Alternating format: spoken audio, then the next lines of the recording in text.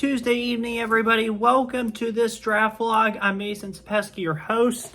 Here's I get this moved and get set up a little better. So today we are going to discuss the top 32 draft prospects this year, according to me. Now, these prospects are not going to be the conventional 1 to 32 that the so-called quote-unquote experts are saying. And there's a reason for that. 24, on average, about 24 out of 32 first-round picks bust. That's 75%. So just because you're picked in the first round doesn't mean you're going to be good. Look at Tyree Wilson. Look at Lucas Van Ness. I told you they were picked way too high. Well, did we know they were? You got to think outside the box. I was not a fan of this guy, but Puka Nacua, picked in the 5th round, played like a first-round pick. Devon Achane, who I was a fan of, I gave him a first-round grade, one of the few people who did. Played like it. It's not easy. And so you got to look at a lot of aspects. You got to look at talent. You got to look at leadership, and you got to look at how they would fit on an NFL team.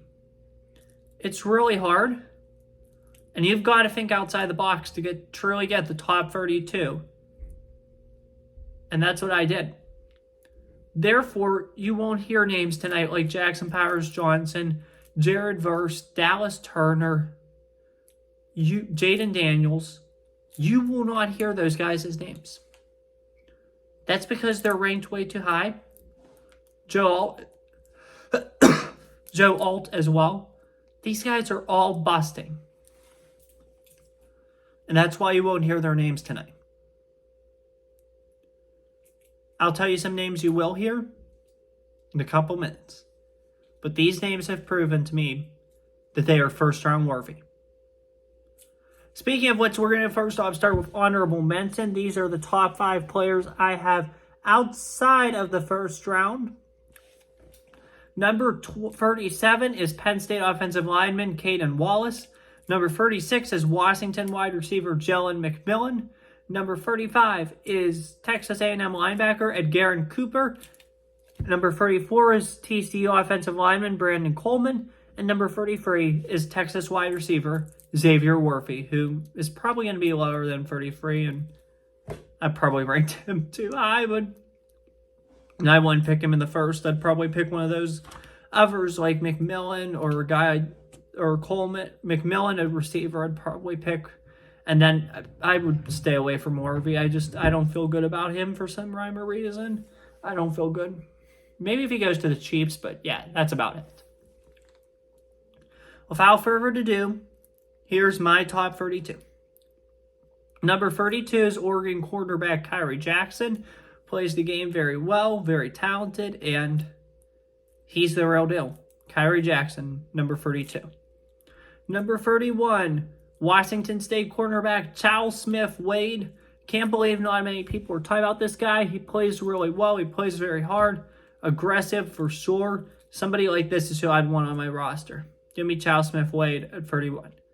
Number 30, one of the most underrated prospects in this year's draft, Florida State linebacker Kalen DeLoach. Really the only linebacker that should be given first-round consideration. He's the only one that impresses me here, and somebody who I would highly recommend drafting in the first round if given the chance. The true leader of the Florida State defense. He's clean, he plays hard, and this is somebody I'd want on my team. He's a leader as well. So Kalen DeLoach at 30. Number 29, Tyke Smith, a safety out of Georgia. He's a leader, he cares, and he plays hard. You saw that at WVU, and you saw that at Georgia. This is somebody who's going to fit very well on an NFL roster, and that's why he is ranked number 29. Number 28, I'm probably going to regret this big time. I'm probably going to have this guy way too high on my draft board because he probably is going to turn into Kenny Pickett 2.0, and that is Michigan quarterback J.J. McCarthy. Yeah, I don't see why you'd pick him 4th overall. I think that's a bust, an accident waiting to happen, picking him at 4th overall. or even higher. He's not one of the top quarterbacks in this year's class. He is 4th out of quarterbacks on my big board, but there's no reason to pick him 4th overall except for panic. J.J. McCarthy at 28, 28. And in fact, I don't even know if I would give him first round consideration. I think he would fit good in a playoff team and a high first round level because remember, he had a strong O-line at Michigan, probably the best in the nation, and he had a strong run game, and we don't know how he throws the ball. So I would stay away. And high first round. But if you get to the late first round and he's there, possibly take him. He's a leader, I think. That's why he ended up there. So, I don't know. Number 27, we got Penn State defensive lineman Chop Robinson. This guy's the real deal. Watched a lot of him in college. Greatly enjoyed it. And I think this is a star in the making. Chop Robinson, Penn State defensive lineman, 27th overall. 26th overall, we got Michigan offensive lineman Drake Nugent. You need strong offensive linemen to have a good team. Drake Nugent is a leader, and he's a strong offensive lineman. Somebody like Drake Nugent's a guy that you want on your roster. He'll make a great add late in the first round. Number 25, this is another one of the most slept-on prospects in the draft this year. However, he's getting more and more focused by the minute, and rightfully so. Was truly the end anchor on a not-so-great Baylor team, and that's defensive lineman Gabe Hall. Gabe Hall is somebody who you need on your roster. He is somebody that's powerful, strong, plays aggressive, plays with grit, and is also explosive. This is what I want on my roster. Gabe Hall in a heartbeat. Number 25. Number 24. Who needs Xavier Worthy on your roster when you could get Oregon's wide receiver Troy Franklin? This is the guy I like in the first round. I feel like he's being underrated by many, and I think people are going to regret rating him where they are because this guy is truly a first-round grade. If he slips into the second, then shame on that NFL teams because this guy has the capabilities to be a star receiver from day one. Number 23, one of my more favorite offensive linemen in the class. Love the way this guy plays. Oregon State offensive lineman Talise Fuaga. Just love his energy, love his grit, and love his passion for the game. He is somebody you need on your O-line. And if I were the Jets, I would possibly consider Fuaga right here, right now. So, Talise Fuaga is a great pick. Number 22, we got Adisa Isaac, the edge rusher out of Penn State, defensive lineman. He can play the position very good. He's talented. He's quick. He's like I just said, he's one of the most explosive players I've ever seen on the defensive side of the ball in college football. Adisa Isaac's a guy that you clearly want on your roster. Definitely draft Adisa Isaac in that mid-first round if you can get him. Number 21, we got Drake May, the North Carolina quarterback. Granted, I thought he was the number 1 quarterback in this class last year at this time. However, I wasn't impressed other than when they played Pitt. From his senior year, really, he did kind of take a regression, and it showed on the film. Drake May's at number 21. I still think he'll be a good quarterback in this year's class. However, there's no need to pick him in the top 5. Really isn't. If he goes in the top 5, he is a sure thing to bust, it seems like. Number 21, Drake May. Number 20, USC wide receiver Todd Washington. This is the most underrated player in this draft class. I see the draft platforms giving him a 7th round grade, or a high 6th, or even a 5th. This is the Puka Nacua of this class. You guys need to keep an eye out for him. He can make a significant impact on an NFL team. Somebody like Todd Washington is somebody who I would want as my wide receiver 1. He is going to develop. He's going to get into a great situation and where he's going to prosper. I'm super pumped about Todd Washington, what he can do in this league. Number 20, Todd Washington, wide receiver, USC. This one's also going to surprise a lot of you guys. I didn't really hear of him much until my evaluation, but I was blown away. I love this prospect. He's also very underrated, and that is Clemson defensive lineman Xavier Thomas. Clemson knows how to produce elite defensive players. Xavier Thomas is one of them. I can't believe he's being slept on as much as he is. This is who you need to draft at 19 if he's still available. He shouldn't be available because of how scarce defensive linemen are and how talented this guy is. I would draft Xavier Thomas. It would be a steal if he gets past the first round. Xavier Thomas, 19. Number 18 now, we got West Virginia center Zach Frazier. He earned every bit of this first round grade he got from me. He's a team player. He's a leader. He plays with grit. He plays with energy. Zach Frazier, number 18. Really like him, and I'm hoping he does great in the NFL. In fact, I actually hope he's a Steeler at the end of the day. I do. He has the Steeler mentality, and I hope he is our next starting center. So, hopeful for Frazier. That's for sure. In fact, people are saying maybe pick him in the second. No. If he's there in the first, I might pick him in the first just because of how good he is and the heart, the energy, the soul that he has, and he's truly going to be a prospect that does great things in the NFL. Number 17, we got Zach Zinter, the offensive lineman out of Michigan. I understand he's hurt. However, before that, he played like a wrecking ball, and he truly did impress me. He showed out, he showed up, and he did everything he could to set up Michigan for a national title run. And he's going to definitely be a star in the NFL. I feel like once he gets better, he's kind of like Andrew Voorhees. Once the player gets better, which Voorhees should be this year, hopefully, he will sign. So, Zach Zinter, number 17. Number 16, this one is going to catch a ton of people off guard. And that is USC quarterback Caleb Williams. You may be saying, Mason, you're an idiot. Why don't you have him at number 1? He's not the number 1 prospect in this year's class. He's not the number 1 quarterback in this year's class, let alone the number 1 prospect in this year's class. I like Caleb Williams. I like what he can do, and I like his ceiling, how high it is. It's just he doesn't have it in my book to be considered that high. He's not somebody who's going to change the Bears on day 1 should they pick him at number 1.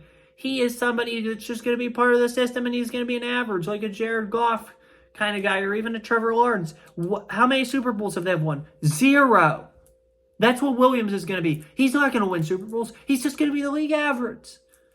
And he'll earn every bit of that number 16 rating. That's for sure. Number 15 now, we got Marvin Harrison Jr., the wide receiver, Ohio State. This is another one where you're probably like, okay, are you pranking us? The answer is no. While I loved Marvin Harrison Jr. going into this year, and I still do, he's just not the number 1 receiver in this class. He's 5th on my receiver board. He's just not, he's good and he's going to be productive. However, I don't think he's somebody that can change an NFL franchise on day 1. I really don't. He's going to be elite. He's going to earn a first-round grade. He's going to resemble a first-round prospect. However, he's not that guy. So I would wait till the mid-first round to pick him.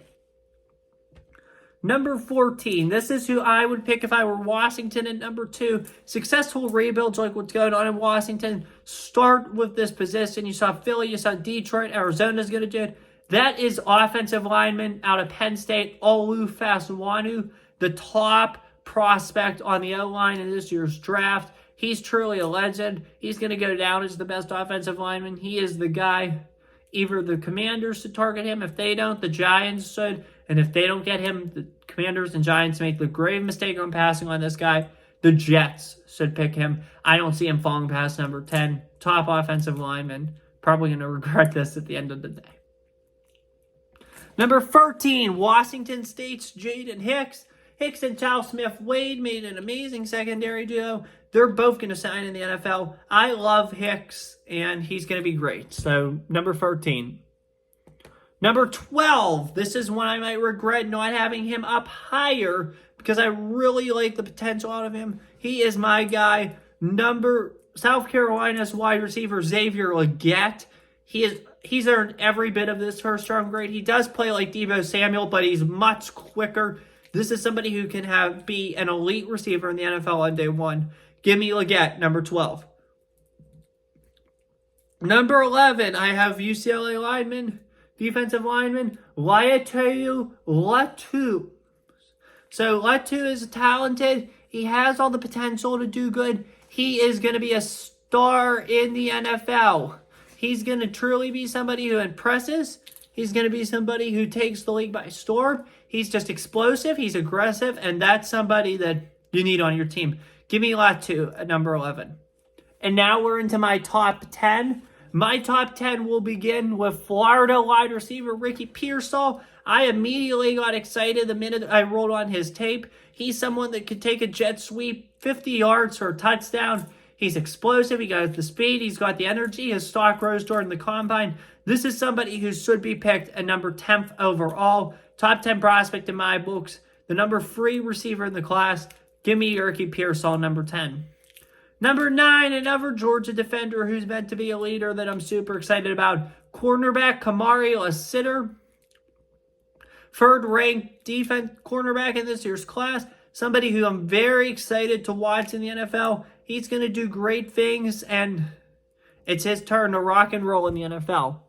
Number 8, Clemson quarterback Nate Wiggins. We all know Clemson at this point knows how to produce defensive players. They produced 2 of my favorites last year, Brian Broussais and Trent Simpson.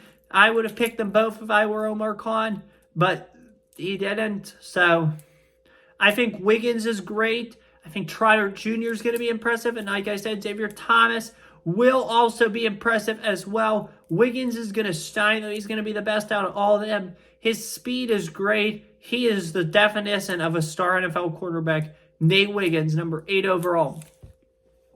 Number 7 overall, we got Malik Nabers, the wide receiver out of Louisiana State. I've always been a big believer in him since the minute I saw him during an LSU game this year. He's going to be an elite receiver in the NFL, and he's definitely one that makes this receiver class special. That is for sure. So I'm very excited for Malik Nabers. Is he the next Justin Jefferson? Probably not. Is he a top 10 receiver in the NFL in 2 or 3 years? Possibly.